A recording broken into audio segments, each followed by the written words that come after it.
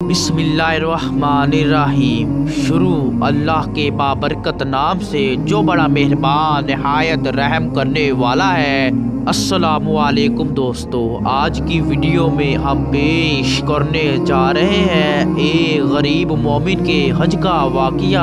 एक ज़माने की बात है कि एक गांव में एक गरीब इंतहाई मुफ्ती और नेक मोमिन रहता था। वो शख्स अल्लाह का जिक्र करने वाला और हमेशा रिज़्क़े हलाल कमाता था। उसकी ज़िंदगी बहुत सादा थी, लेकिन दिल में हमेशा हज करने की ख्वाहिश करता था। वो दुआ करता था कि अल्लाह पाक उसे अपने घर काबा शरीफ की ज़ियारत नसीब करे। तो दोस्तों, उस शख्स ने माली हालात ऐसे ना थे कि वो हज के अखराजात बर्दाश्त कर सके, मगर उसका ईमान मजबूत था। वो दिन रात मेहनत करता और दुआ मांगता कि अल्लाह ताला कोई रास्ता बनाए। सालों के अरसे में उसने थोड़ा थोड़ा करके अपनी मजदूरी से कुछ पैसे जमा करना शुरू किए। वो ज़रूरत से ज़्यादा खर्च करने के बजाय पैसों को एक संदूक में महफूज रखता था।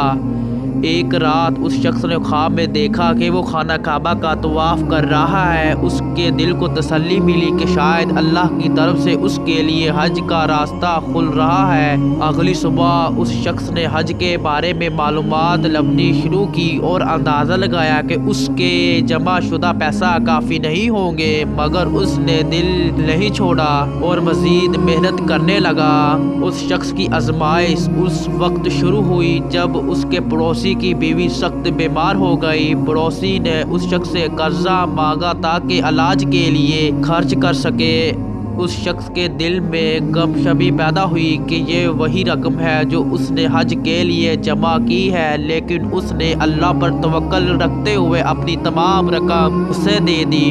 वो जानता था कि ये अमल अल्लाह की खुशनुदी के लिए है और वो यकीन रखता था कि अल्लाह उसकी कुर्बानी को रायगा नहीं जाने देगा। उस शख्स ने दोबारा मेहनत में लग गया, लेकिन दिल से हज का ख्याल नहीं निकला। कुछ दिन बाद गाँव के एक साहब ऐसे शख्स ने उसको अपने पास बुलाया। वो उसके किरदार और दानियदारी से मुतासर थे और उन्होंने ऐलान किया कि वो उस शख्स की तमाम अखराजात बर्दाश्त करेंगे। ये सुनकर उस शख्स की आंखों में आंसू आ गए और उसने अल्लाह का शुक्र अदा किया। आखिरकार उस शख्स की सफ़र पर रवानगी हुई। उसने खाना काबा की ज़ियारत की, तवाफ किया, मकाम अरफात पर जाकर दुआएं मांगी।